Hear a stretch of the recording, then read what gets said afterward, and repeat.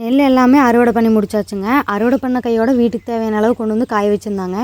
நேற்றுக்கு பார்த்தீங்கன்னா நல்லா வந்து மோடம் போட்டே இருந்துச்சுங்க. வெயிலே அந்தளவுக்கு இல்லை. 4 துளி விழுந்தால் கூட பிரச்சனை தாங்க. அதனால் எல்லா நெல்லையும் வந்து வலிக்கிறக்க ஆரம்பிச்சிட்டோம். ஹஸ்பண்ட் அண்ட் ஒய்ஃப் 2 பேர் மட்டும்தான் வலிச்சிட்டு இருந்தாங்களா. எப்படி வீட்டுக்கு வலிச்சு கொண்டு போய் அங்கே ஒரு பெரிய மூட்டையில் போடணுங்க.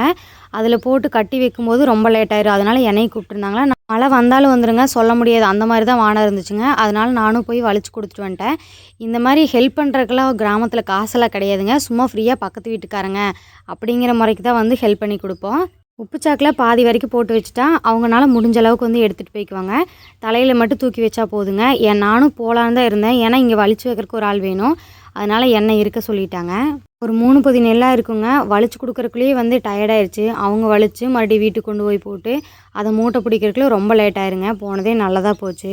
இந்த நெல் வலிக்கிறதுல இருக்கிற ஒரே பிரச்சனை என்னென்னா, நெல்லை நம்ம இப்போ கூடையில் வலித்து சாக்கில் கொட்டும்போது பார்த்திங்கன்னா அதில் இருக்கிற முழங்கு எல்லாமே நம்ம மேலே வந்து பட்டுரும். அந்த முழங்கு 1 2 பட்டாவே பயங்கரமாக பிக்கிறக்க ஆரம்பிச்சிருச்சுங்க. மேலாப்பில் இருக்கிற எல்லா நிலையுமே வலிச்சாச்சுங்க. கீழே இருக்கிறது மட்டும் கொஞ்சம் ஈரமாக இருந்துச்சுங்களா. அப்படியே தொலைவி விட்டோம்னா காத்தோட்டமாக இருக்கிறதுனால சீக்கிரம் உணர்ந்துடும்.